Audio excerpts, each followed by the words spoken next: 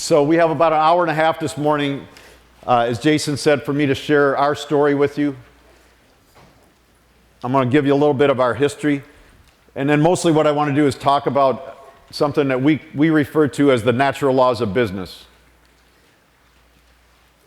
And I want to talk to you about what happens when organizations don't live in harmony with nature. And I want to talk about what happens on the upside when organizations, in today's case, literally, like ShipCompliant, do live in harmony with nature and all the good things that can come from that. Okay? And as Jason said, those of you who don't run a business, I would argue that the 12 Natural Laws of Business, my most recent book is on managing ourselves, and I actually would argue that the 12 Natural Laws of Business turn out to be the 12 Natural Laws of living a good life. Whoa. So even if you actually don't care about where you work, the reality is it's all the same just to have a good life, okay? I'm very informal. Please interrupt me at will. I don't sit still well, so I don't know how y'all in the middle are making me claustrophobic just looking at you. Please get up. There's actually a lot of room up here in the front. Raise your hands. You can ask questions whenever you want. My email is ari@zingermans.com, so if you're shy, like I am, and I am shy, and you don't want to ask questions while we're here, you can email me. Just don't email me while I'm talking and then say, I'm listening to you talk, because it kind of freaks me out. Anyways, let me give you a little background. If you open this workbook up, how many people, let me just test, have been to Ann Arbor? Okay. And how many have been to eat with us? And how many of you have ordered mail order from us? And how many of you might order mail order from us after today? Okay, excellent. I'm glad I came. So just a little bit of personal background. I grew up in Chicago. Anybody else from Chicago? A few. Okay, I went up to Ann Arbor to go to school. For the majority of the room who hasn't been to Ann Arbor is home of University of Michigan. I guess the easiest way to explain it in California terms, it's sort of like if you picked up Berkeley with one of those drones and you moved it to the Midwest and dropped it away from the ocean and away from San Francisco. So it's about 100,000 people, about 35,000 students. I went up there and studied Russian history. Any other history majors? Wait, it gets more obscure than that. I particularly had a high interest in the anarchists. They're laughing, but they don't know. I've actually written 3 books that get at great length into the anarchists. How many people have seen Michigan football on TV? More of you than any. Okay, great. Did you drink wine while you were, what? No, okay. So many people in the U.S. know that Ann Arbor is the largest football stadium in the country because you see it on TV, but you didn't know that we have the largest anarchist collection in the country.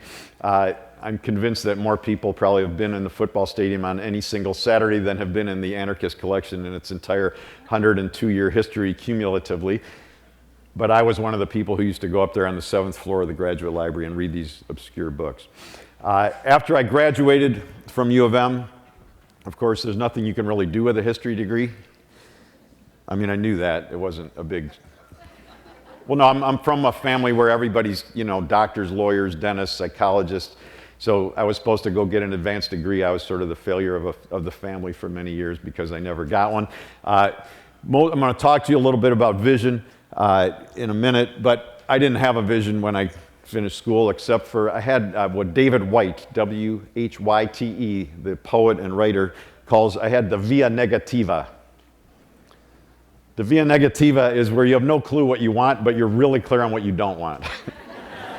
And I was really clear on what I didn't want, which is I did not want to go back home.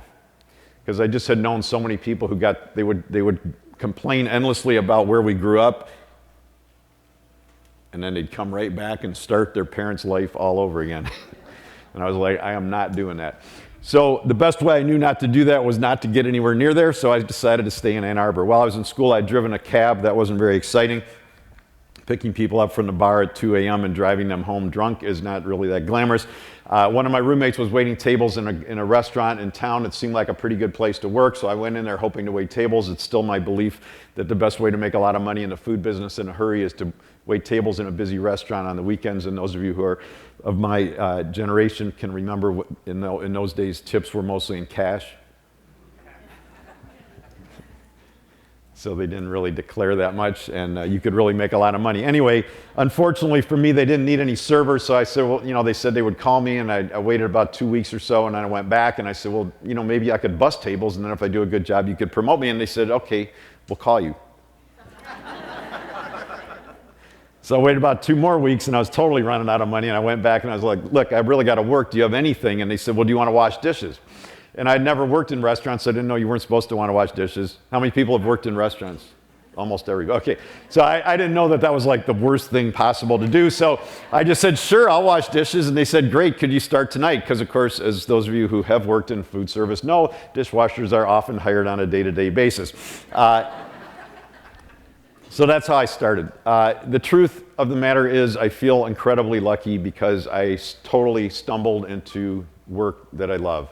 The great entrepreneurial story would be that from the time I was 5 or 6, I loved food, that my mom was a fabulous cook, that we traveled all over the country to Europe, everywhere, eating in the world's best restaurants. From the time I was 8 or 9, I knew I was going to have my own place, but none of that's true. I grew up on Kraft macaroni and cheese, Mrs. Paul's fish sticks, Pop-Tarts, Tang. I'm not joking. Space Sticks, does anybody remember those? I still don't know what was in them. I don't think they were regulated, though. You probably could have shipped them to any state. Anyway, so I had no sense of what good food was about, and my mother was a great person and a teacher and did a really great job teaching, but she was not a good cook.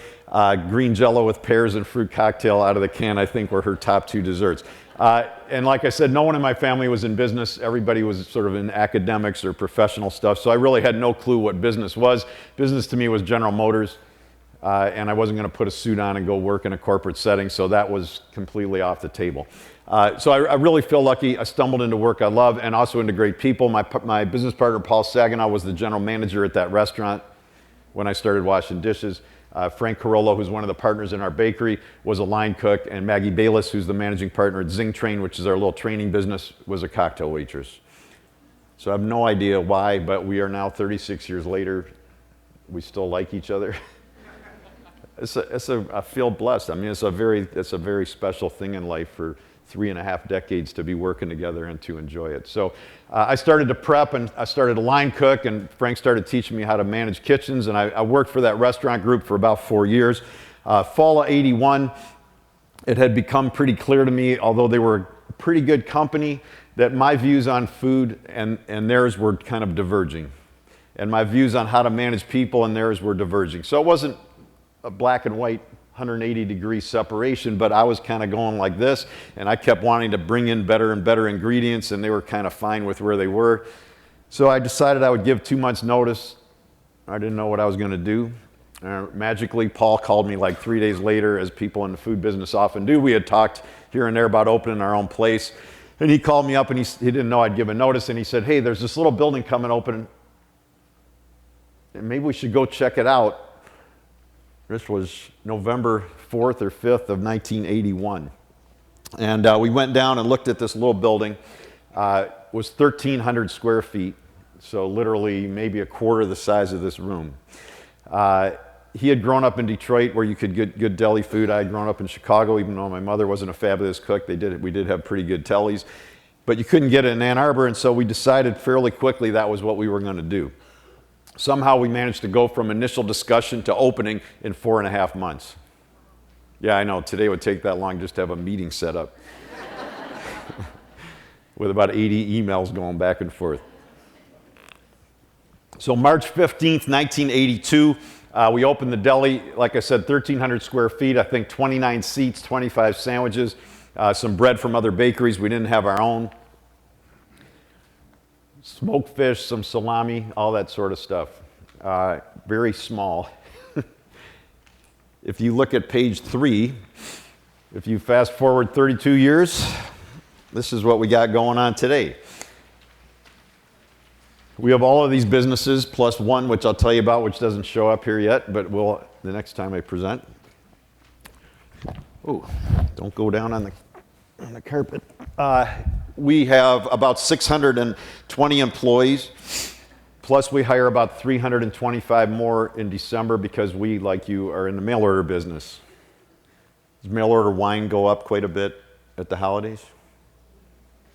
Yeah, not as much as food. So mail order food, by the way. So if you look at that little box score, you can see we'll do about $12 million. About half of that $12 million is done in the 6 weeks before Christmas, and half of the 6 is done in the 1 week before. It's a little crazy. Anyway, our vision, I'm going to talk more about vision in a minute, but our vision is that all of the businesses that we open are all located in the Ann Arbor area. So these are all within about 10 or 12 minutes drive of each other. We only open each business once. I like unique things. We operate as one organization with these semi-autonomous pieces, and we like to have, we only open a business when we have a managing partner in that business that owns part of that business, signs on the loans like we do.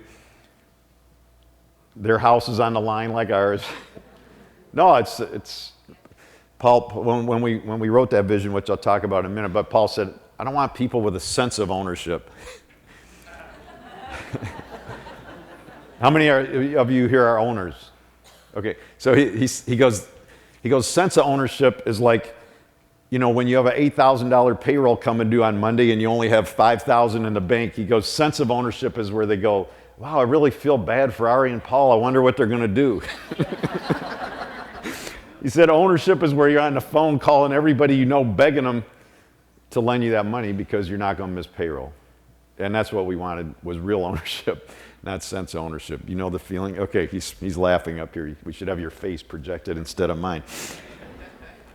So I guess you could see a little bit of what we do. All of our work is with traditional full-flavored food. That's our focus. The Deli is still the single largest business that we do. We've expanded 3 times. We just finished a 7-year construction project to add on to the building.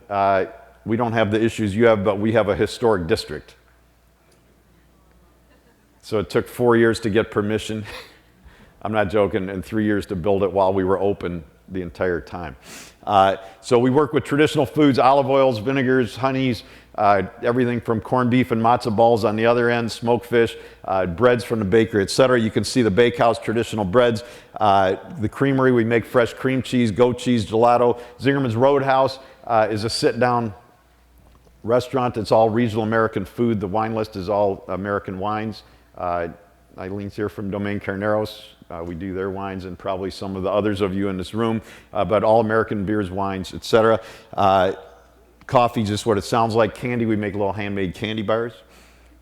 Our newest business, which formally now exists, is that our farm has become its own entity. So Cornman Farms is a 45-acre farm, started as a little bit of a garden in the backyard of Alex Young, who's the chef and the managing partner at the Roadhouse, started to grow heirloom tomatoes on his day off, and now it's a 45-acre farm, and we just spent the last year and a half renovating the 1830s barn and farmhouse so that we can do events.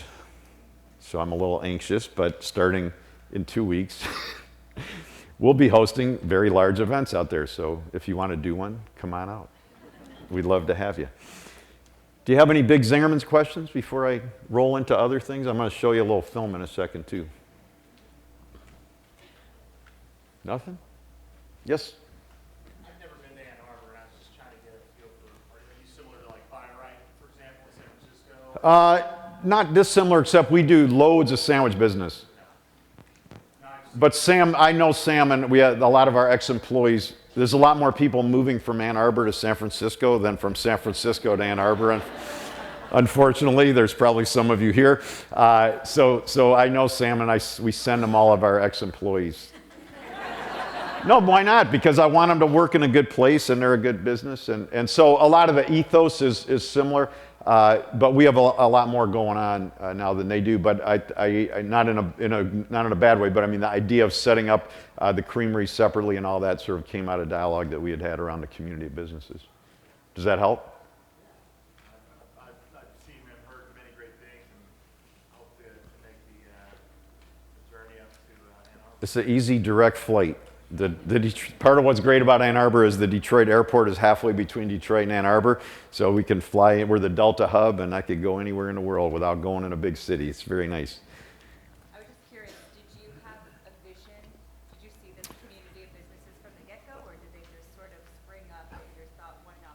The question is, did we see this community of businesses when we started in '82? Exactly like this. Like in my mind, the farm was somewhere between 40 and 50 acres. I didn't know if... No, we had no clue. I'm going to tell you that story in a minute. That's a good... hold that thought. Yes, sir. So you talked about your business partners that you've been Yeah. for a long time. So what was that click? What were the key ingredients of selecting your business partners? There's no magic answer. I think really the biggest thing is that we share vision, which I'm going to talk about, which gets to your question, and we share values. The question is, what makes our partnerships work? A good partnership, in my experience, is like any other relationship. And sometimes you're spending more time at work than you are at home. It's a combination of shared vision, shared values, and then, as Paul says, learning to disagree without being disagreeable. And for us, it's been always about coming back to the table over and over and over again until we can get to agreement. Yeah? Do we have an iPhone mobile application presence? I don't think so. But I think they're working on it. How's that? I did really like that drone delivery. Who tweeted about wanting a Reuben under their seat? You did? You know, when I saw that drone, I was like, man, maybe we could get it here. But then I saw they banned it. So I don't have a Reuben for you, but I did email and get you all a mail order discount. So before I forget, your code word is Napa. And I think it runs through the end of the month, and you can get 20% off and try non-alcoholic mail order. Because you got to have cheese and stuff to go with your wine, right? How important is the tourist dollar to you? How important is the tourist dollar? It's important. I mean, Ann Arbor, college towns, I think, having looked at economic stuff, we have a lot of positives. One of them is that a lot of people come into the town and they bring money. Another is that there's a lot of creative energy, which I'm going to talk about energy in a second, and I'm going to use this as a segue to show you this little film clip in just a sec. So, but the football doesn't hurt. 7 weekends a year, 110,000 people come to Ann Arbor, and none of them leave with, unlike Las Vegas, none of them leave with more money than they came with. Then we have basketball, hockey. Now we have like the women's field hockey teams coming into the Roadhouse to eat. So there's quite a bit, and then the university we have a very diverse and intellectually engaged population because people are coming literally from all over the world all the time for conferences, for work at the high-tech industries, at the hospital and all that. So it's part of why I like it. So imagine San Francisco, but sort of really small with worse weather. Okay, so I guess in a minute I'm going to tell you about my least favorite question I get asked. None of you have asked it, don't worry. But I'm going to tell you right now about what my hardest question is. So I've given you a little snippet of what we do, but it's really hard to explain to people what Zingerman's is. So the people who've been there kind of get it, but it's hard to explain to people from around the world, and sometimes I speak in other countries and they're like, what is this? So I realized one of the signs of success is the ability to ask for help. I'm going to talk about that this afternoon in the Managing Ourselves. And so I realized I didn't have to figure it out on my own. I could get help. And Joe York is a filmmaker down at Ole Miss in Oxford, Mississippi. He works with Southern Foodways Alliance, and he makes these amazing little 15-minute documentaries. And I got him to come up and do this little 5-6-minute film with our employees to tell you a little bit more of what Zingerman's is. So I'm going to let you just look at that, and I hope that'll give you a sense, and then we'll shift gears and get into energy crisis in the workplace and the natural laws. Can you guys make that happen? I hope. Excellent. So the question is, what is Zingerman's?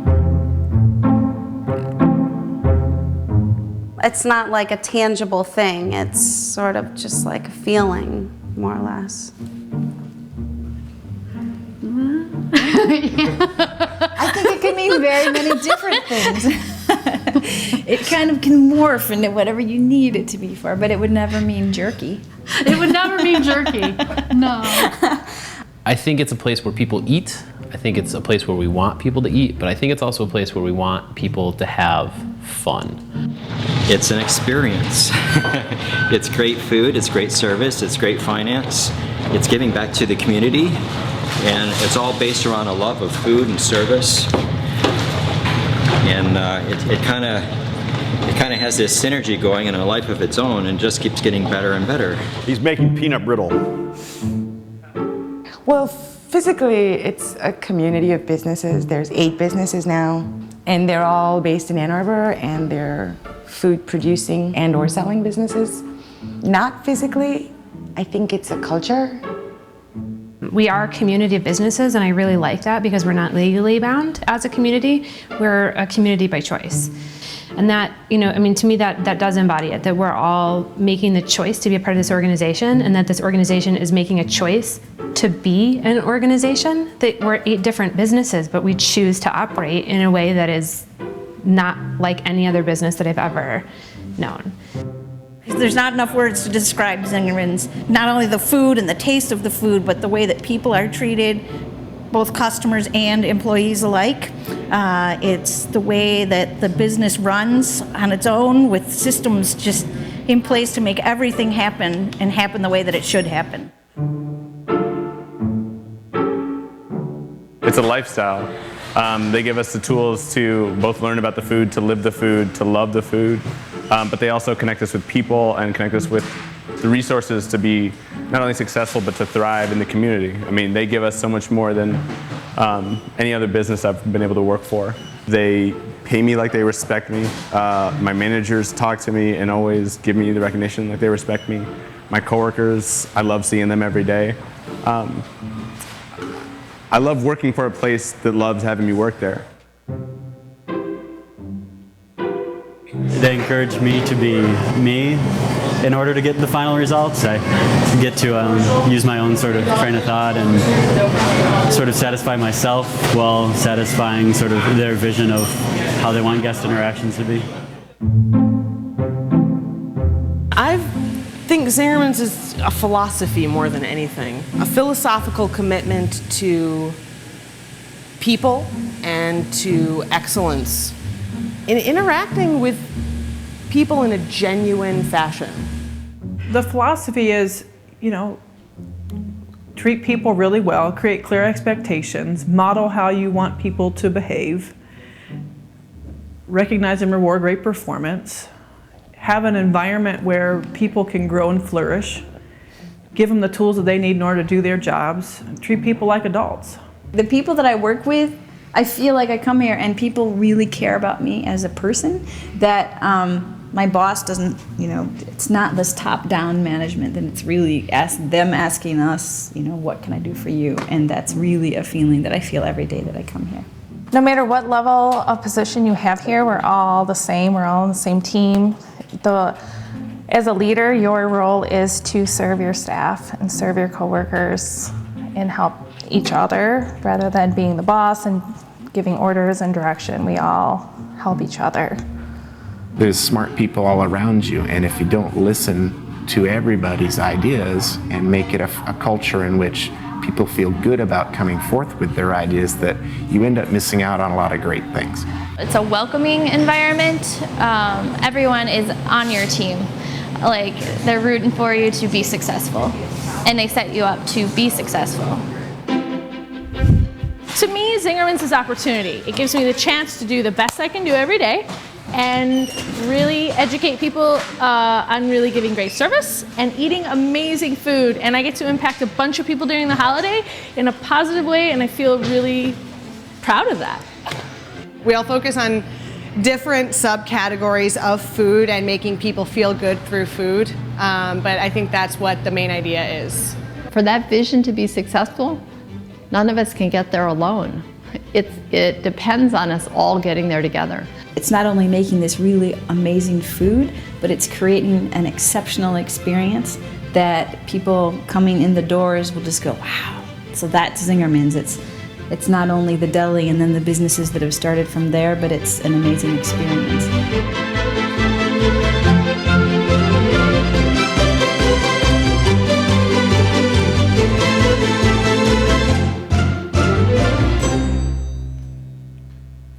Okay, let's take the light.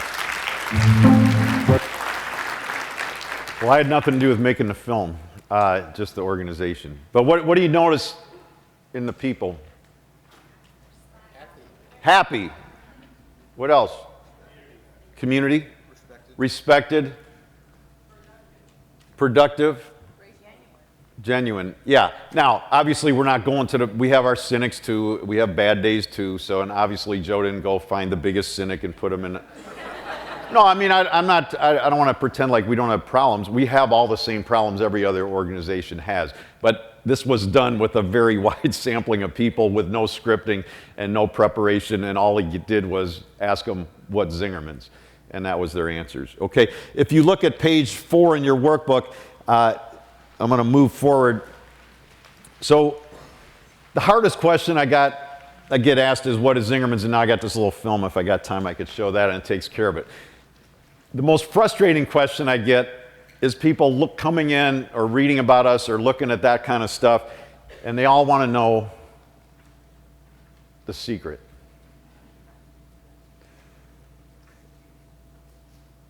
It often comes from reporters who do something like, hey, I have 500 words for this article, and I need to convey, like, what's the secret of Zingerman's?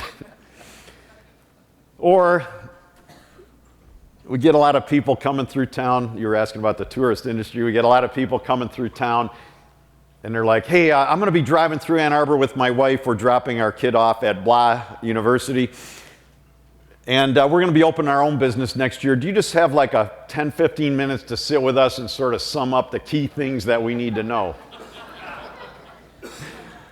I'm like, seriously, dude? Like, I've written like 8 books. We have 9 two-day Zing Train seminars. It's still not all in there. But in 15 minutes or 500 words, you think I'm just going to like sum it all up for you, wrap it up with a little bow like 2 chocolate truffles and send you home. And then there's the other people. They think they figured it out. They're like, oh, it's clearly, it's the service ethic. That's what makes it go. Or it's the quality. Or it's that you're open book finance. Or it's Ann Arbor. It would never work anywhere else. Or it's yours and Paul's personalities. If you were gone, it wouldn't work at all. So they all got it figured out. Anyway, as people would go through this with me, I found myself getting more and more frustrated. One of the many things Paul has taught me is a little saying that says, when furious, get curious. It's very helpful. When you're getting mad, stop getting mad and start asking questions about yourself and what it is that's bothering you. And so I reflected, these aren't bad people. What is it that's making me so frustrated? And the obvious answer, which I'm sure you already figured out, is they're asking for an unbelievably simple answer to an incredibly complex problem. So I started thinking more and more about how I could explain it to them in a more effective way. And I went back to something else Paul had taught me about, which was the idea of natural laws of business. I took his little sort of seed of an idea, and it's now an essay in this business book called 12 Natural Laws of Business, and they're listed, just the headings of them, on page 5, and I'm going to talk about them in a minute. But it is my belief that although people are looking for a simplistic answer, the reality is it's complex in the same way that organic, old school farming, agriculture is also complex. I believe that all organizations that are successful, whether it's a small winery, a jazz band, a Girl Scout troop, a basketball team, or a multinational corporation, or ShipCompliant, all successful organizations are living in harmony with the natural laws. They don't need to know that they're the natural laws, just like the truth is, if I drop this book, what will happen? What if I don't want it to? It's still going to go down. What if we get a group to study it for a year? Still going to go down. So the truth is, I'm a history major. I really don't understand why gravity happens. I just know it does. Okay? And I also know that all successful organizations live in harmony with the natural laws of business. What I started to realize is that if you look at the 20th century, whether it's in agriculture or in business, everything was actually, in my opinion, in hindsight, kind of set up to go against nature. It's called the industrial model. It became all about standardization, simplification, efficiency. And businesses and farming started to be set up with the idea that you would just get rid of everything that you couldn't prove beyond a shadow of a doubt was contributing to efficiency, and that you would create the most productive model possible. Henry Ford was very good at that, by the way. He said, "Why do I have to hire a whole human being when all I need is a pair of hands?" No, it's true. So he did many interesting things, but he did some others that weren't so great. So when I started to think about what happens in the environment when we go against nature.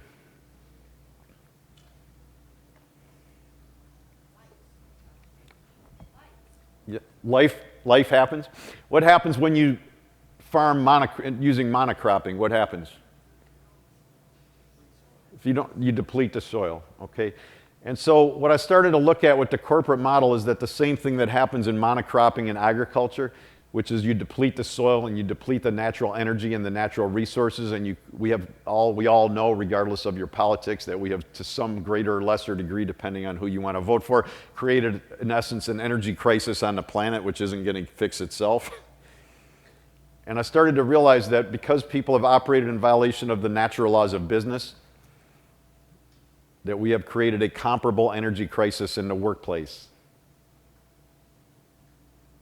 That the natural human energy of people, which I think is actually very closely aligned with what you saw in that film, is depleted, and you see the results of the energy crisis all around you. You go into a business, walk up to the counter, and they go,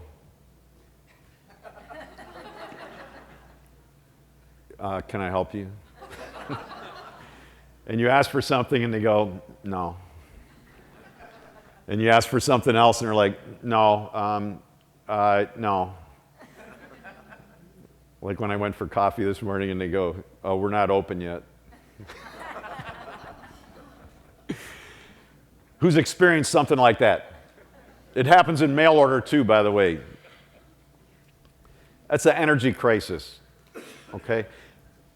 Here's a little data. I'm not as good as the data you saw earlier, but there's a little data on page 4. I'm just going to read you some numbers here. So the numbers in the middle of page 4 are from a Harris Interactive poll of the American workforce. It was done about 5 years ago, but I'm fairly confident if you did it again today, the numbers would be roughly the same. Of the American workers surveyed, only 37% clearly knew the company's goals. Only 20% were enthusiastic about those goals. Only 20% saw how they could work to support achieving the goals. Only 15% felt they were enabled to do work to get to the goals. And only 20% fully trusted the organization they work for. How's that sound? Now, when this came out, and I was thinking about all this stuff about the energy crisis in the workplace, was in like 2009. Do you remember that? So the economy's in the total tank, and all they're arguing about is tax rates. Like, this is nuts. Do you think any frontline employee in America cares what the tax rates are when they go to work? Like, if tax rates were just X, I'd work so much harder. But I mean, that 2% is just, I don't care if you want it up or down. They don't even know. What they care about is how we treat them. What they care about is, do they believe in what they're doing? Are they respected? Do they believe in their product? Do they believe in their coworkers? Do they trust the organization? Do they have fun when they go to work? And I think that's what happens when you live in harmony with nature. Dean Tucker is a very interesting guy down in Texas. I give him full credit for this. He wrote an interesting book called Using Power of Purpose. He said, just to drive the point home of how bad those statistics are, let me tell you what would happen if you fielded a football team with the same data. Ready? Who's from abroad here? Anybody? Just, it's the same with soccer because you have 11 players anyway. Anybody from Canada? I guess so. It's the same there too. I spoke in Toronto once and I did the math, and with rounding error, the 12 on the Canadian football team works out the same. Of the 11 players that go on the field for you, only 4 of them would know what goal they're going towards.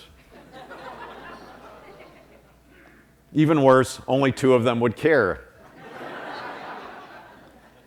When they break the huddle, only 2 of the 11 would know what position they're supposed to line up in. Only 2 of the 11 feel like their efforts on the field make any difference as to whether the team wins or loses, and all but 2 are equally likely to root for the other team as for their own team. That's crazy, okay? That's what happens when you have bad work. You cannot succeed in business or in life when you operate in violation of nature. What is created when you operate in violation of nature, I would argue at the bottom of the page, is called bad work. Bad work is better than no work. If you've been unemployed, I get it. You need a job. But bad work is where it's barely tolerable, where people put up with it, where they don't want to go to work, but they go because they need a paycheck. Basically, work sucks, but they could deal with it. It's sort of like you haven't any food for 2 days and the only thing you could have is McDonald's. You'll eat it, but you probably don't go, man, that is so delicious.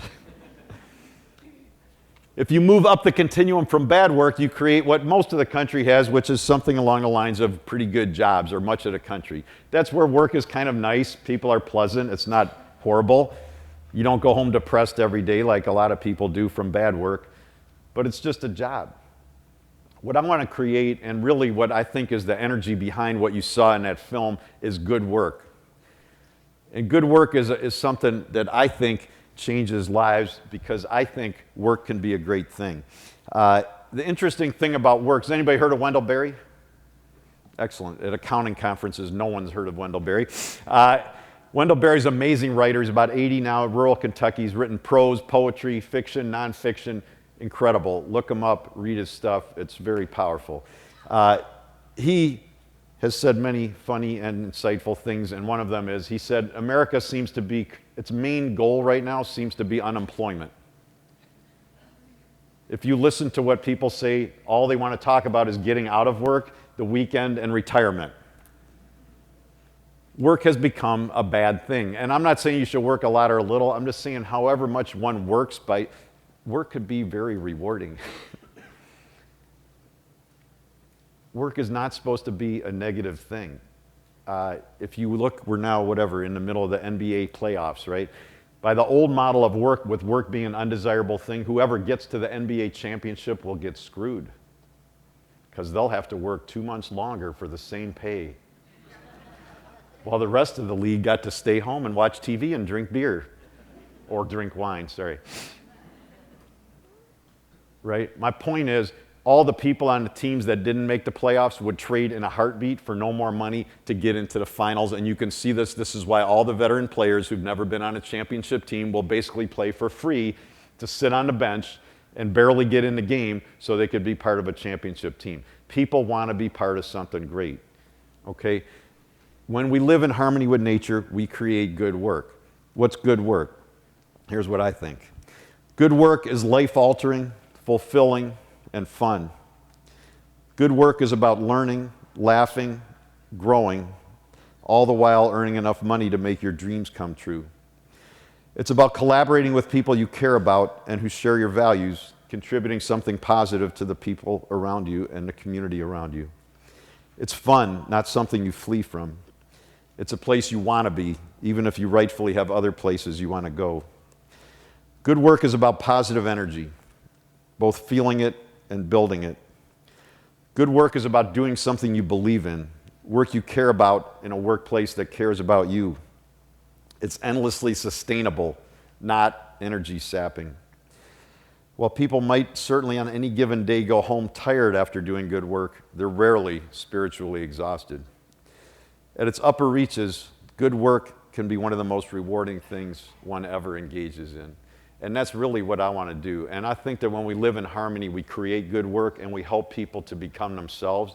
And when you feel like yourself and you're doing something you believe in, guess what happens to your energy, right? Is this making sense?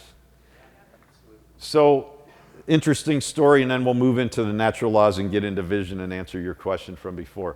So, remember my least favorite question, what's the secret of what Zingerman's does, right? So, about 3-4 years ago, there's a woman came from Utah. Anybody from Utah? I hope she's not here. Okay. I don't think you're the woman. Okay, so she came to Zing Train. She came to Ann Arbor to do Zing Train work for a week, and She came on Sunday night. She was there Monday. I sort of saw her out of the corner of my eye at the deli, but I didn't have time to talk to her. I like to get in early in the morning so I can journal and get my brain going before the chaos starts, because the food business is sort of like a giant circus that goes all day. She kind of walks back to my corner table really fast, and she's like quite tall, towering over me, and she's like, puts her hand out, and she's like, hi, how are you? And I'm like, well, not as awake as you are. I said, I'm really sorry I didn't get to meet you yesterday. She goes, no, it's totally fine. I mean, I totally understand you're really busy. I'm just honored to be here. She goes, I love what you guys are doing. I'm like, oh, thank you so much. We're honored. She goes, and I've only been here one day, but I'm pretty sure I figured out the secret of what you're doing. Like, sweet, what is it? She goes, well, I'm not 100% sure because it's only been a day, but I could just tell, man, that you guys are like going out and you're hiring all these young entrepreneurs and you're just turning them loose. Like, no, mostly we have English majors, drama majors, linguistics majors, high school dropouts, prison release program, a lot of people, teachers who got laid off from the school system. So I think we have 5 MBAs out of 625 people. And reflecting on her comment, I realized within a day that her comment was very helpful because we fooled her. Why did we fool her? We fooled her, and it made me realize that although I had not even realized it, we fooled her because from the minute people start working with us, we start teaching them how to run a business. They don't even know it. But that's what happens. And so all of a sudden, high school dropouts, 17-year-olds, English majors, people on prison release start acting like entrepreneurs. Most people in business, in organizations, don't understand how business works. How do you know? Because if you go into your average retail place or actually your average call center and you say, how's the day going? It's not an uncommon response. They'll go, great, it's been really quiet. Which I'm going to argue is a fabulous answer if you work in the emergency room or at the nuclear deterrence cave, wherever that is. But it's not a really good answer in business. Or they'll say the inverse. You say, how is the day going? Oh my God, they just keep coming. I'm like, this is nuts. See, their answer is antithetical to the answer you and I would give. This doesn't make any sense. This is like going back to the football metaphor. This is like the offense goes off the field, and then the defense intercepts on the first play, and the offense is like, oh my God, we got to go out there again? We just sat down. We haven't had our 20-minute break yet. See, if people don't understand what they're doing, it's very hard to make good decisions. And I would argue that because most people in most organizations don't understand how business works and they don't understand the natural laws, they're making decisions all day long. They think are smart, but you and I think look ridiculous. Okay, so sorry for the sports metaphors. I don't actually play sports, but it's a good metaphor. So if you go back to football for a minute, right? What's your name? Dan. Dan. Dan's from Michigan? Used to live in Michigan. So anyway, if we get Dan on our football team and I'm like, dude, I just want you to play wide receiver, just catch the ball. Can you do that? That's like your job, catch the ball. Okay, so focus, catch the ball. He's in, right? But if he doesn't understand how to play football, he only knows how to catch the ball, I'm going to tell you that most of the decisions that Dan makes will look really dumb if you're a moderately well-trained football fan. So if I throw him the ball, are you kind of a sociable guy? I think so. Yeah. So like if a lot of other people start running towards him as soon as he catches it, it would be a very normal decision for him to go, hey, how are you guys? What's up? Are you a sharing kind of, generous kind of spirited guy? Yeah, they all say yes. So like if they were running close, you could go, here, man, you guys could have it. And did your mom teach you not to take other kids' toys? Definitely. Oh, that was a quick answer, I know. So if I threw him the ball, it would be really logical. He would just fire it right back to me. If you don't understand how to play football, the least logical thing for him to do when he catches the ball is to turn around and run as far as possible from everyone else as quickly as he could. It makes no sense unless you know how to play football. If we don't teach the people in our organizations how business works, they will make decisions like that that look stupid when we know the game, but to them seem totally logical and reasonable. This is like why the employee in many retail spaces closes 10 minutes early on a slow day. They think they're saving you money. Well, I'm going to tell you, I've been one of the customers who came 5 minutes before close, and who's had that experience? Oh, how was it? Really makes you want to go back, doesn't it? So my point is, the more we teach people how business works, the better their decisions are going to be, the better the organization's going to work, the lower our stress is going to be, the better they do. Okay? The natural laws on page 5, and again, they're more in depth in the books, are the key to this. I want to focus mostly on natural law number 1. I'm going to finish with natural law number 12, and in between, I'm going to let you pick. Why not, right? You're smart. Are you smart? Yeah. Okay, so it is a natural law of business and, by the way, of life that all successful organizations, all successful people have a vision of greatness that they are going towards. No child starts a lemonade stand that does not have a vision. There is no winery that just sprung up like wild blueberries. Did anybody just show up one day in a field and there was a winery? It's a good dream, right? Social change starts with a vision. Martin Luther King had a dream. Things don't just happen by themselves other than natural cataclysms, and that's not what business is about, okay? People have a vision. What we've done at Zingerman's is to take vision out of sort of an intuitive thing that people in leadership roles think is like a natural thing that happens to them, and actually teach everyone in our organization how to do visioning. You've done visioning. How was it? Painful, but it works.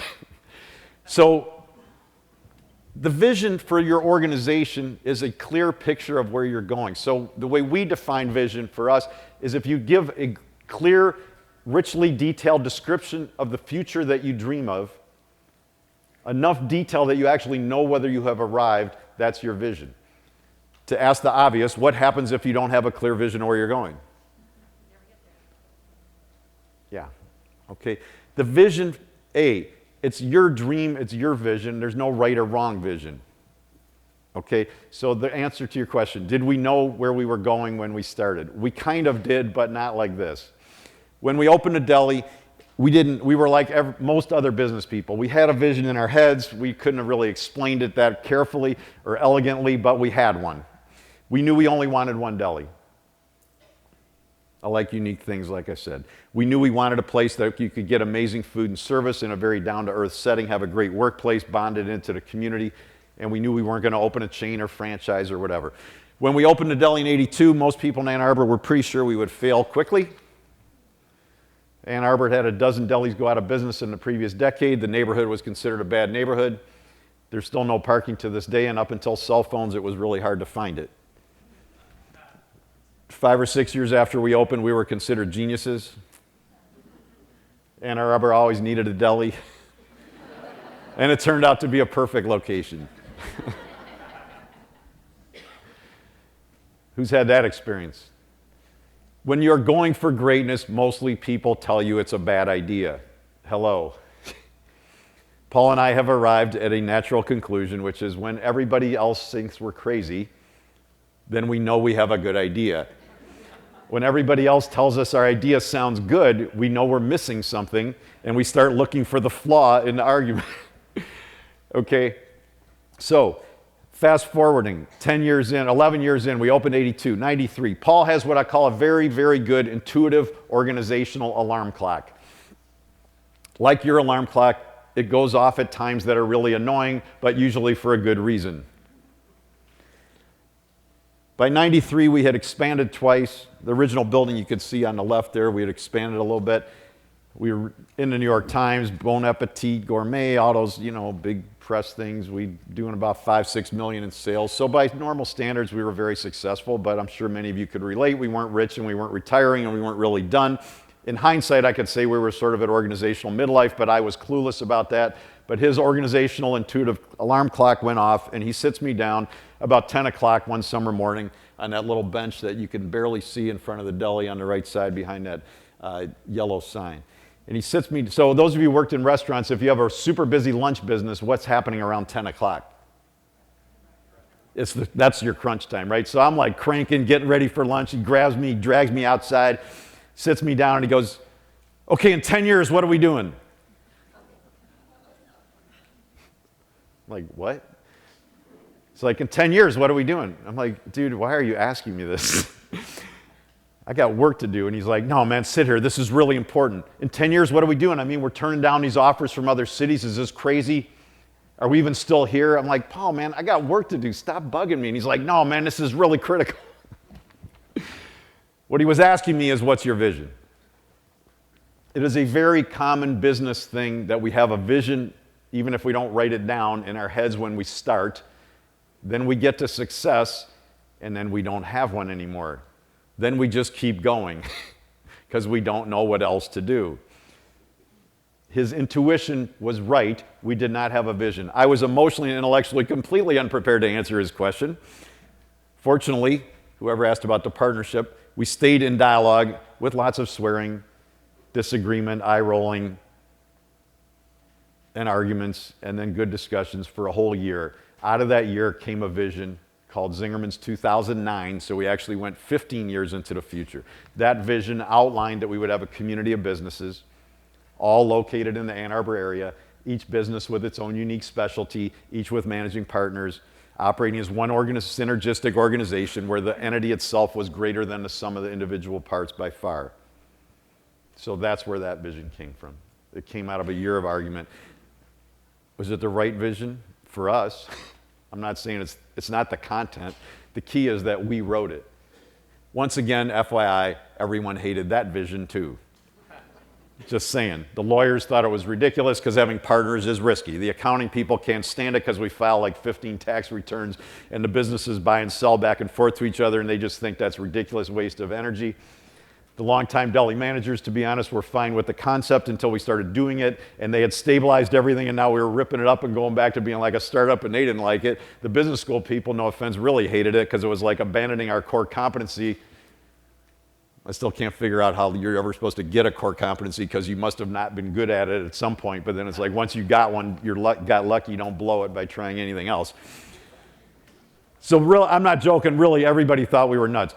Fast forwarding to January 03, Bo Burlingham, who actually lives in the Bay Area, editor-at-large for Inc. magazine, wrote us up in Inc. Some of you might even have seen the article. We were on the cover of Inc. magazine, January 2003. It said, coolest small company in America. All of a sudden, we were geniuses again.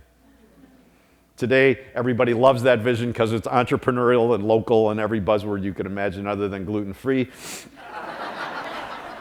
I guess in wine, you don't have to worry about that, do you? We do have some problems in shipping food, by the way, you don't have. Like one of the most common ones is the raccoon ate the box, which probably doesn't happen with wine.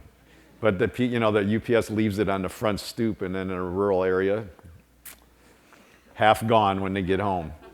Anyways, my point is the vision came from us. Today our vision is written for the year 2020. Okay, it's in the back of the first business book, or I could email it to you if you want.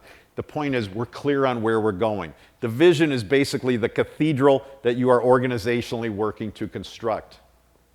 Everybody wants to be part of something greater than themselves. Even the employees that you have that claim they just want to show up and work and get a check, I will guarantee you in their heart of hearts want to be part of something great. They've just been beat up so bad in other bad jobs, they're afraid to even admit to themselves that they want to care. The vision is the cathedral. The best way to explain it is the story I heard, you might have heard it elsewhere, I didn't make it up. The guy goes to Milan in Italy to the construction of the Duomo, which would be 600 years ago, and he comes to the first guy and he says, what are you doing? And he says, I'm laying stone. And he walks along to the next person, he says, what are you doing? And she says, I'm building a cathedral. Is there any difference in the actual work? No, it's the same. Emotionally, what's the difference? Vision. It's all about knowing where you're going. If you choose to view it as repetitive, boring work, all work is repetitive and boring. Being on the NBA championship is mostly shooting free throws, watching game films, lifting weights, working, doing it again. Being a great musician is mostly getting on the bus, rehearse, play for 45 minutes, and start over. People are like, oh man, I wish I had your job. You just go around and taste food and talk to people. Like, yeah, that's all I do. When see, like, all I want to do is go clean the walk-in. Because when you do what I do all day, cleaning the walk-in is relaxing. And when I'm having a really bad day, as those of you who've been know, I'm on the floor at the Roadhouse almost every night. So when I'm having a bad day, I just go on the dish line and scrape dishes for 10 minutes. I love it. For me, it's super relaxing. Nobody critiques my work. They're all happy I'm doing it. I've yet to get a suggestion for improvement. Nobody tells me I'm holding them back or standing in their way, and they're all happy about it. It's totally relaxing. But I've done dishes, and if you do dishes all day, it's not that relaxing. My point is, if you don't see the cathedral that you're working, if you don't understand that Zingerman is about creating meaningful work in the community and helping sustainable suppliers to make artisan food and being able to be profitable so we can donate to people in the community in need, and that you understand that every tiny interaction makes a huge difference, then who cares? Like, who really cares? I mean, music, what's a violin? It's nothing. But if you use it to create amazing music that changes people's lives, it's a cool thing. Okay, is this making any sense? Okay, so I'm going to wrap with number 12, but I'm going to give you some space now to ask about some of the other ones. So what natural law do you want to know about first? And you don't need to go in order because I'm an anarchist and I encourage you to get out of order. Yes, ma'am.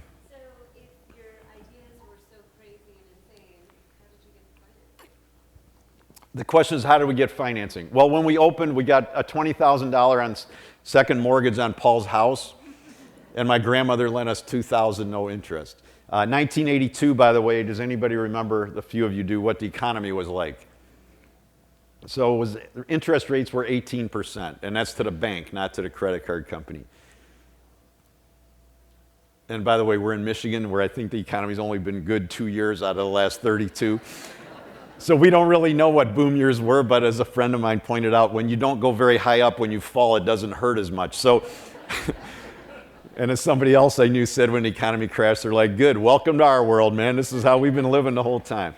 But that's how we got to, I just would say, I mean, my belief and experience is it's really not that hard to get money. What's hard is paying it back. And I think people focus way too much on getting the money and not enough on how they're going to pay it back. Somebody else's hand went up. Sir. Number 6. It is a natural law of life and business that if you give people clear expectations and you give them the tools and train them, they will do better work. Duh. It's true. The sad reality is most organizations don't train people. They just go, here's the phone. You know what good service is like, don't you? Go ahead. It's the golden rule. It's like, dude, it is not the golden rule. In my family, they showed love and affection by talking over you and interrupting you. Criticism was the number one way to show support. That doesn't work very well in customer service. People need to know what we want. Maggie from Zingtrain is a German lit major from Oberlin, but she went back to Michigan and got her MBA and came to really love training. One of the great things about a vision is it's inspiring. Another great thing is it draws to you great people. Great people want to be part of something great. Maggie had gone to GM to work where she hated it, lasted 2 years and left, went to work for another consulting firm in town where she didn't really like the company, even though it was really small. They had all the same problems of GM. Why? Because they weren't living in harmony with the natural laws of business either. It's not size related. She fell in love with training. She would go home every day and she would talk to her husband and she'd say like, man, I just wish I could find some training business that was like Ari and Paul's business, because she'd hear us talk about how much fun we were having. Even though we were working hard, we really liked what we were doing. And one day he goes, well, why don't you go talk to them? And we had just put out the Zingerman's 2009 vision that talked about opening a community of businesses. So she just came and said, what about opening a Zingerman's training business? And that's how it started. The business school people, I just had one introduce me the other day. They think we opened the training business because we identified a strategic hole in the market It's like, dude, we do not work like that. Zing Train started because Maggie had a dream. And the dream was to bring training to a new level in the understanding intuitively that this was true. We wrote a vision that outlined this inspiring future. She read that vision and said, man, I could be a part of that. They're celebrating their 20th anniversary. Now, she made trade-offs. She makes a lot less money than her MBA colleagues. She had 2 little kids. She didn't want to work 90 hours a week. That's okay. She just took a lower salary in order to have the life she wanted to lead. And that's what I'll talk about this afternoon in the Managing Ourselves. What other ones? Yes, ma'am. Of course I'd explain number 10. Thank you for asking. So number 10 is strengths lead to weaknesses. It's actually inversely true. Also, weaknesses lead to strengths. So I used to believe that my strengths and my weaknesses were sort of engaged in this deep existential battle within me. I'm a liberal arts major. So anyway, and then one day it dawned on me that my strengths were my weaknesses. It's a continuum. They're not actually in opposition. One leads to the other. Whatever you're good at, if you follow it far enough, will lead to what you're not good at. This is true for us as individuals, and it's true for us as organizations. Okay, so at Zingerman's, we work with, like many of you, most of you, very high-end, high-quality, hand-done, artisan food. That's our strength. We're known for it. Guess what one of the weaknesses in the marketplace is? It's very expensive.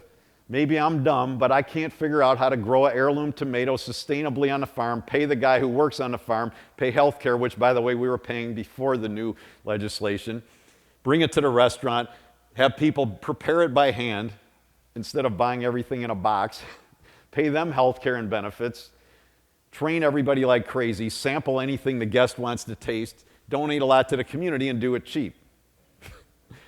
Like they keep going, good food should be cheap. It's like, how? Doesn't make any sense. McDonald's has the other problem. It's very cheap, super accessible. It just doesn't taste good. Here's another example on a personal level. Who in the room is a high achiever? Only 14 of you. Okay, that's great.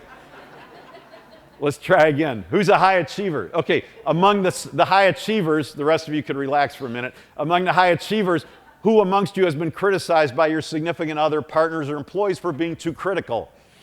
Okay, see, low achievers are rarely criticized for being too critical. They just don't notice. It doesn't bother them. It's true. So my point is, whatever you're good at will lead to what you're not good at. What this translates into for me in business is A, stop fighting with reality and understand it's natural. And B, if you try to mitigate this situation, you end up in the middle of the road. It's called trying to be all things to all people. And I think that's death in business, and I think actually in life.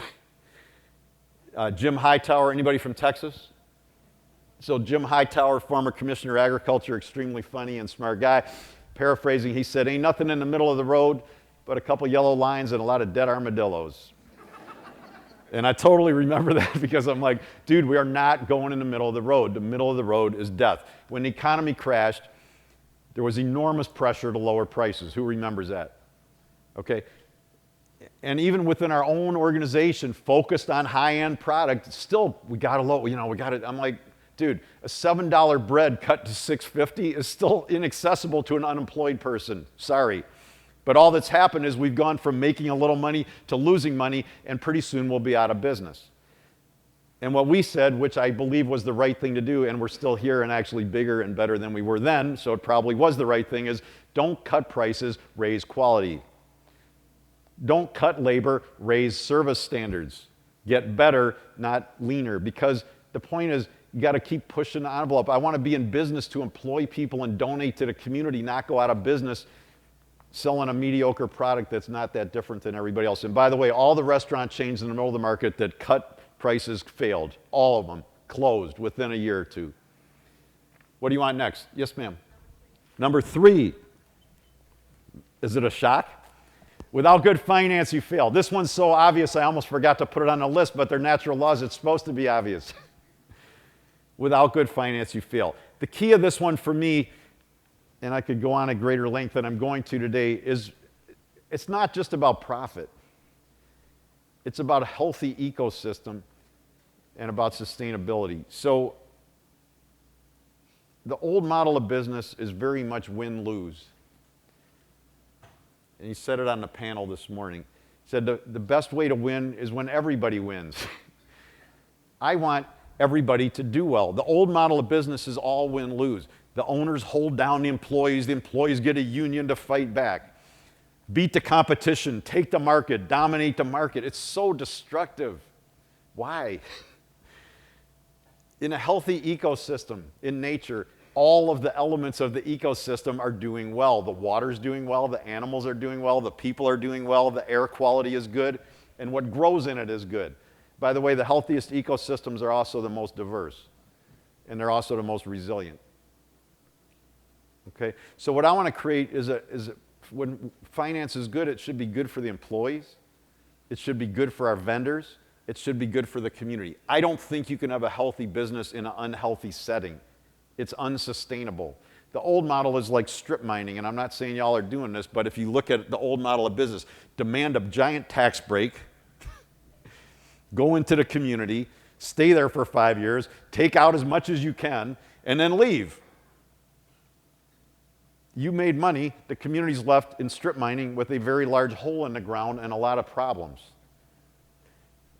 When we do this thing about finance, so we're open book finance, which Eileen, you could talk to her on the side maybe about what it means to go open book. But who else is open book finance here? Oh, look, the two Zing trained people. Okay, so I'm going to tell you, open book finance is a much longer discussion than we're going to have today. But I will forecast it's the future. Open book is not about showing people your financial statements. Honestly, they don't really care. To be honest, I don't even like reading financial statements. It's just like the gas gauge on my car, though. I don't really know how cars work, and I don't have any interest in cars, but I know that if the gauge gets to 0, I'm going to run out of gas, and I'll be walking. And I don't want to. So I read financial statements for the same reason, not because it's that exciting. It's just if we're going to run out of cash and we're not profitable and costs are out of control, we're going to be walking. And I don't take any of this for granted. Open book is about involving everyone in the organization in how to running the business, and in order to do that, they need to know the numbers. Just like if Dan's going to play football, we need to teach him how football works. Not just did he catch the ball, but what's the score? Where are we on the field? How much time is left? How many timeouts do we have? Et cetera, et cetera. Open book is a system, but it changes the game. When I walked, last week was graduation in Ann Arbor at the university. It's the busiest week of the year. Our employees, unlike those ones I modeled for you before where they go and you go, how's the day? And they go, oh man, they just keep coming. Our employees are the other way. Man, it was rocking.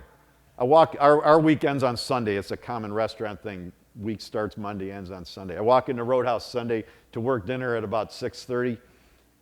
I see one of the kitchen guys. I'm like, how's it going? He goes, man, we're already at 205,000 and we still got dinner to go. Think about it. Think about it. A kitchen person in a restaurant, before the week's even over, knows what the sales are, knows that they beat last year's record, knows that last year was like 191, and is happy about it. Not like, oh my God, man, I'm beat. This is horrible. They're excited. They're sending out emails from the different businesses who beat the record by more. This is good. Here's another example, really concrete. I just saw the email 2 weeks ago. You'll relate to this. A line cook sends out an email, and he goes, I was standing behind the bar the other day, and I was talking to one of the bartenders, and he told me that they make the Ramos Gin Fizz, and they throw away the egg yolks. And he's like, why don't we take the egg yolks in the kitchen? Because we can use them. Now, it's only $30 a week, but guess what? Everybody in this room knows finance and success is not made in $1 million grants.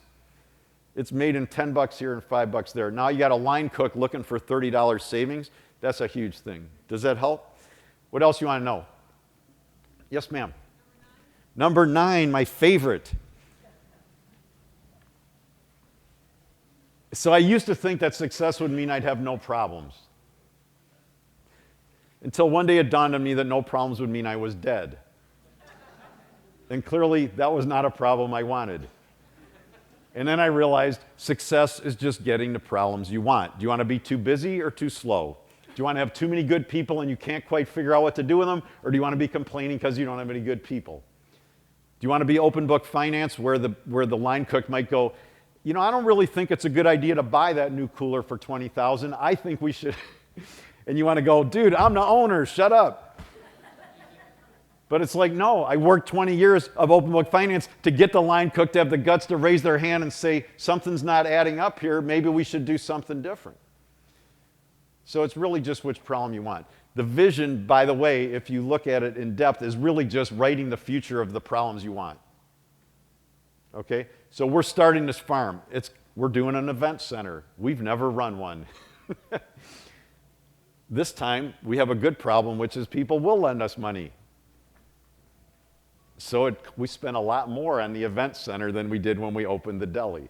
Probably more on one door than on the whole deli. No, it's a good problem, but that's my point, okay? So it's really just going after what you want. I believe, this afternoon I'm going to talk about energy management. If you understand that success is getting better problems, it radically alters your response to the problems. The key of this, remember, is to get all the employees aligned with this.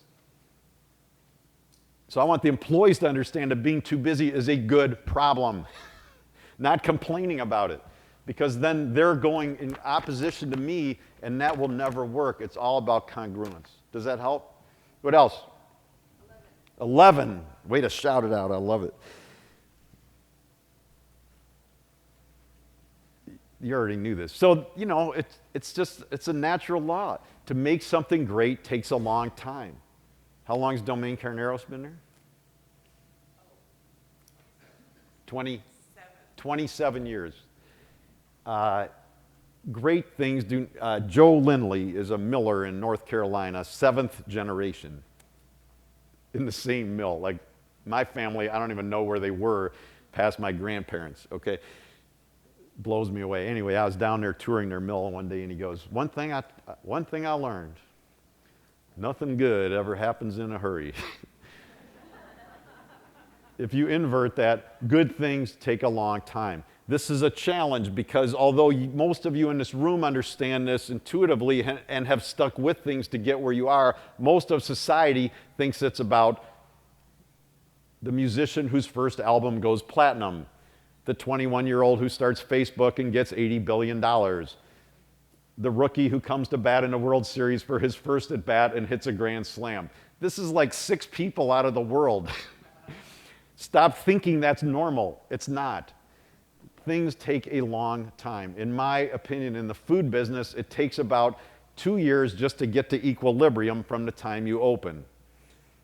It takes 4 years to kind of be good. At 6, you could start going for great, and around 8, you could get to great. Now, if you're a small business and you work really hard, maybe you can go a lot faster. But in general, it's not an overnight thing. The problem is your employees want to be great in 6 months.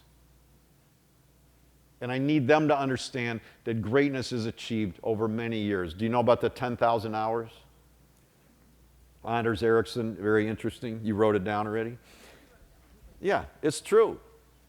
And by the way, people think that they're naturals at something. They're not. They just started learning it when they're kids. Who grew up in a family business?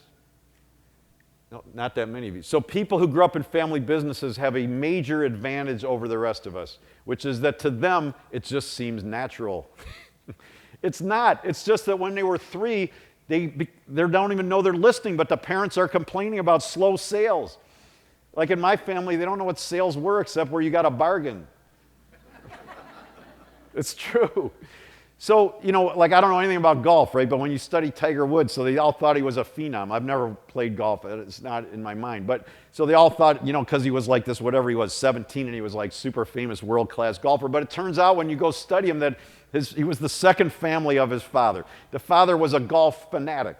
He retired when Tiger Woods was born so that he could spend his entire life training his child to play golf. From the time the kid was 3, he was basically like a professional golfer. By the time he hit 17, He already had 10,000 hours. And they go, he's a phenom. No, he's not. He just did it before you were noticing. So it takes a long time. It's no accident that the Roadhouse won a James Beard Award in its 8th year. And it was not smooth sailing for the first year. It was hard, very hard. What else? 7. And then she was nice and raised her hand. No, I'll do hers first. What do you want? Do you ask your employees about their own vision? Do we ask, yes, that's different than 7, but do we ask our employees about their vision? Absolutely. In fact, we use visioning for every single thing we do. Every project, we write a vision. Each business has its own vision. We teach personal visioning. There's an essay in the new book on managing ourselves about personal vision. If they don't know where they want to go, how can I help them get there? So yes, number 7.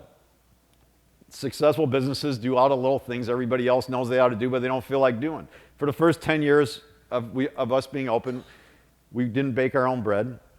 We had driven all over Detroit area, Ann Arbor area, tasting bread from other bakeries. The rye bread we liked of the 25 bakeries we tasted that we thought was best they were about 45 minutes away, and they were the only one that wouldn't deliver to Ann Arbor. For the first 10 years, someone drove to Detroit every day to pick up the bread.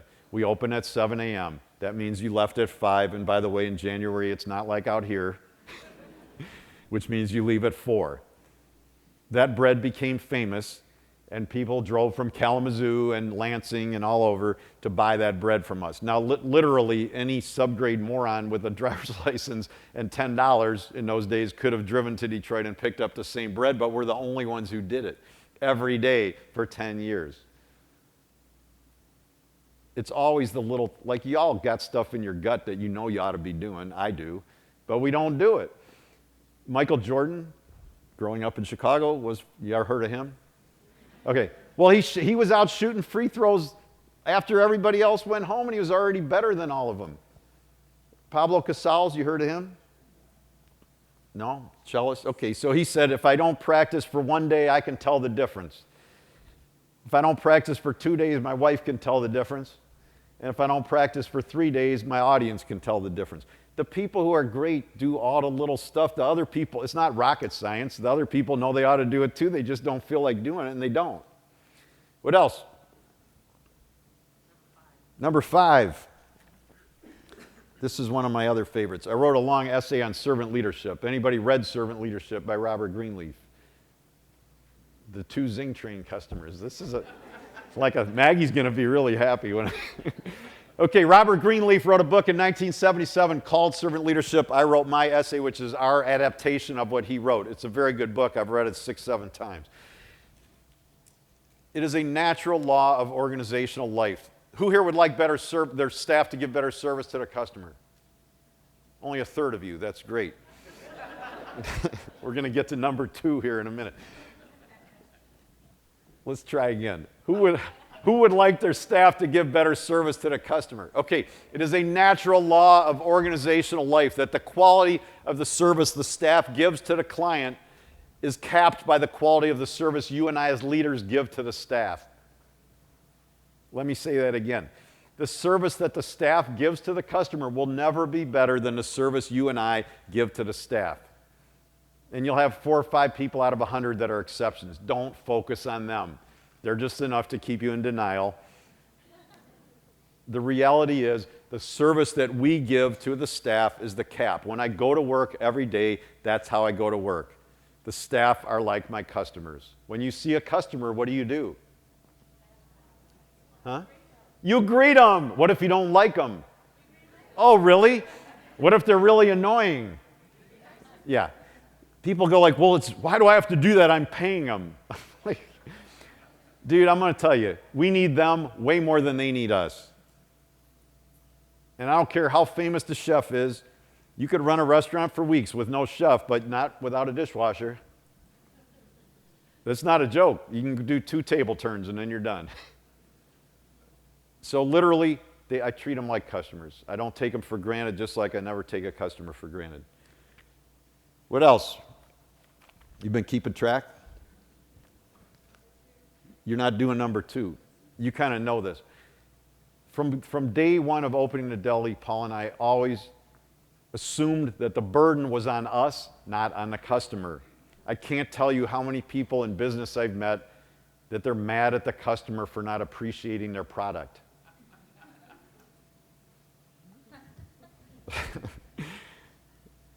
If your products are not compelling, if your services are not compelling, and we use Net Promoter Score also, I'm a big believer. If your service and products are not compelling, people don't come back. Duh.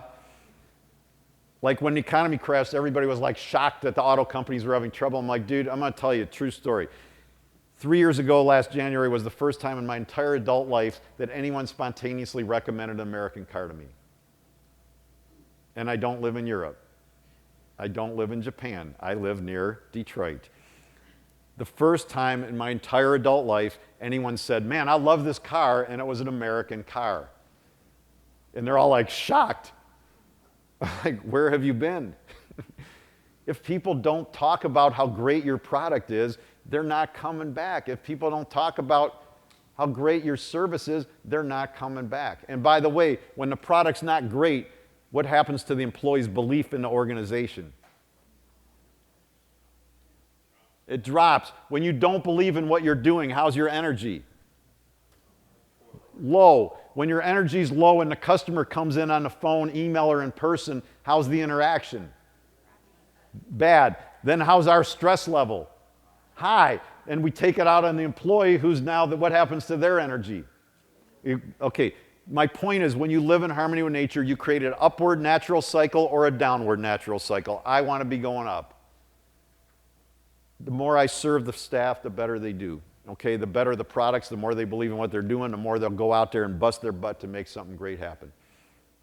Okay, burning questions? Did we cover them all? No, number 4. One of my other favorite ones. Then I'm going to move to wrapping up. It is a natural law that people do their best work when they're part of a great organization. Rosabeth Moss Kanter, with a K, wrote a very good book called Confidence. It's a study of teams, but not just in sports. Anybody read it? I like that I read all these things that nobody else reads. It makes me feel good. Study of teams, sports, not-for-profits, businesses, cities, groups. Successful ones versus unsuccessful, what was the difference? And why do sometimes successful teams that have been good for a long time start to become bad? See, in sports, the draft process is supposed to reverse that, right? The worst team gets the top draft pick, but it doesn't work most of the time. And she says, what's the deal? So she says, is it the team, is it the system that's making the team successful, or is it the players that are making the team successful? What do you think? System or the players? Yeah, it's symbiotic. It's both. It's not the players and it's not the system. It's the players in the system. No offense to us, and we teach a whole seminar on HR practices, and I have very strong feelings on hiring practices. The reality is, in the end of the day, it's probably 60% odds you get the right person. I think it's far more important what we do with them once we get them.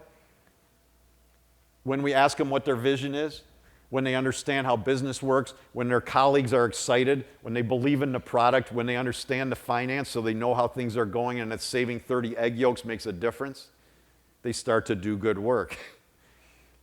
When they're excited to go to work and they're having fun, it makes all the difference. So the better we get, the better the people get. And guess where good people want to go to work, by the way? In good organizations. So unlike sports, in business, the rich get richer. Because where do people who are crabby and cynical go to work? The post office. I knew somebody would say that. No, it's true. If you're cynical and negative and low energy, you don't want to come to Zingerman's to work. They're crazy, man. They're running around and they have to be nice all day. Sucks. I'm serious, but if you want to do something great, you get on a great team. And by the way, I could tell you from walking into any organization, within 5 minutes, based on the energy of the organization, I could tell you how they're doing with about a 95% accuracy. And I'm going to tell you, if you listen to, who was at Jason's talk this morning?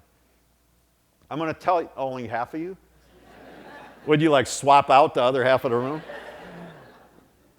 If you listen to his talk, I'm going to tell you, if you reflect over lunch on this list, Every single thing on here he went over, and this is why ShipCompliant is working. And every single thing he went on here over this morning about their new software is part of this. Every single thing.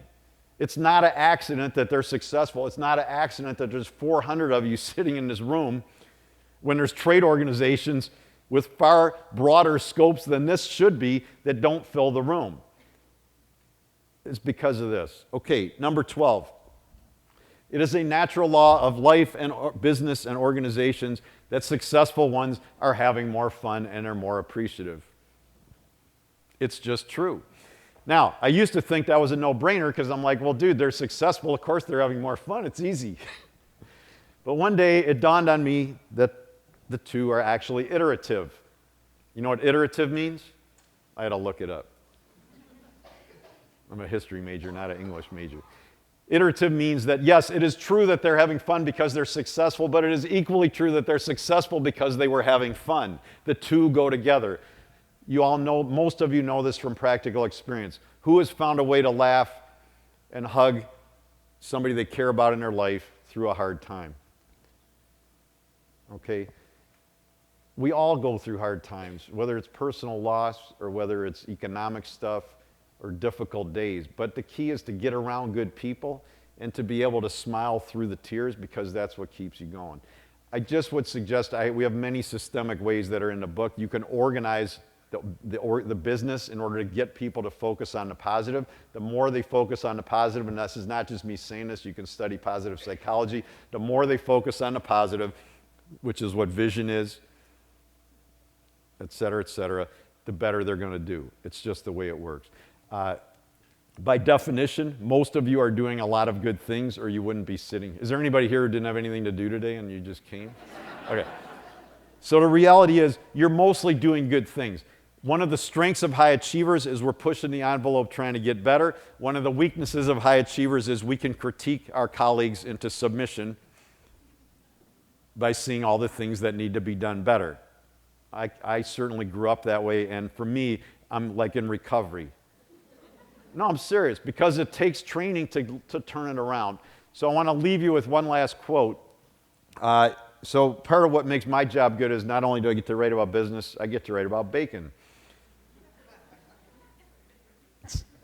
One day this woman goes, "What's the difference between the books?"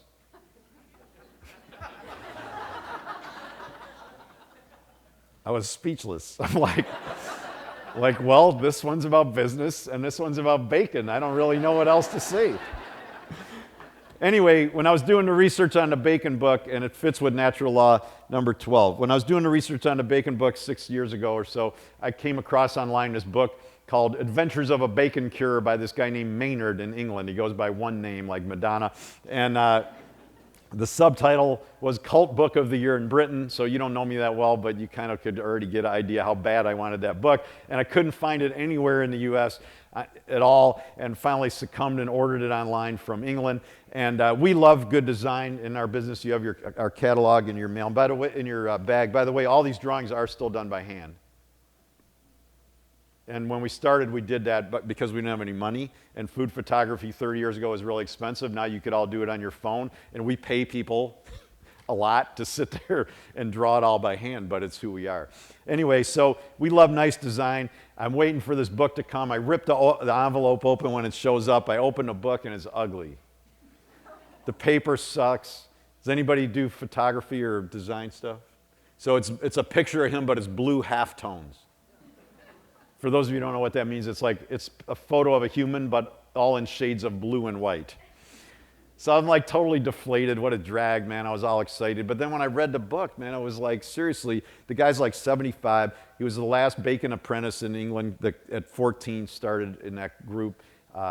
And the whole book is like his life learnings everywhere he went. I went to the Amish and he learned this bacon, but then he learned about this in life and that in life. And it was really, I started to think of him seriously like Khalil Gibran of bacon. And I went back to reread the book, and I had missed the first time through that he's so dyslexic that he can neither read nor write. And that his wife had taught herself how to type really just for the purpose of transcribing his life's work.